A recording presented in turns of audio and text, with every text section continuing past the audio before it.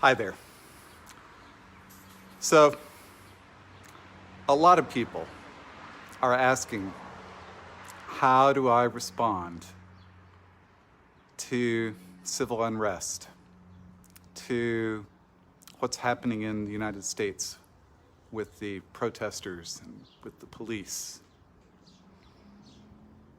I'm going to talk about that. But first, hi. I'm in my driveway doing a project in my garage. This is a fairly new house to me. It's a duplex and it's an investment property. So I was compelled to stop and talk to you about this. So I would say the first thing is to be aware of whether you're coming from reaction or from response ability. So remember, in between stimulus and response, there's a space.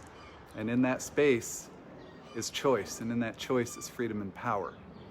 And throughout life, we've been taught to eliminate that space by honing our reactions to good and bad and right and wrong and justice and injustice and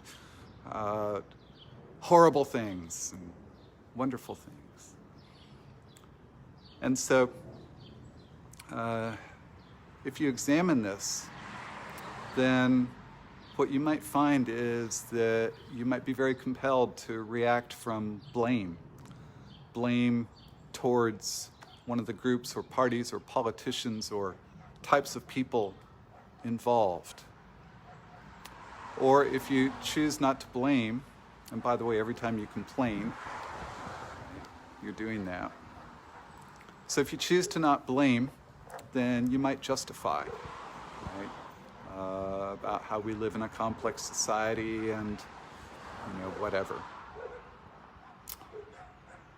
You might feel bad.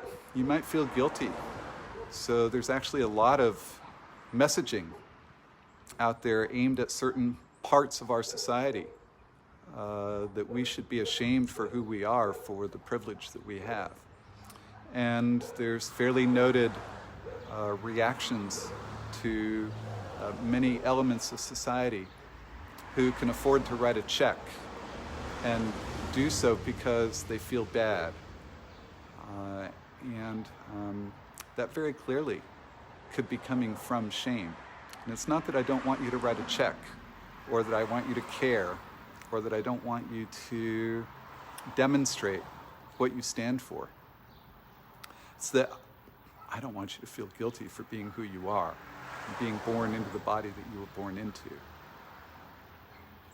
So then if you decide to not operate from shame and guilt, then there are many who would want to obligate you to, quote, do the right thing according to their ethics, their morals, according to what they would say you should do to belong to their group, to be approved of by them. I saw something today that I was listening to that said, if you're not outraged by X, Y, Z, then you're not human. And I thought, well, I choose to not be outraged.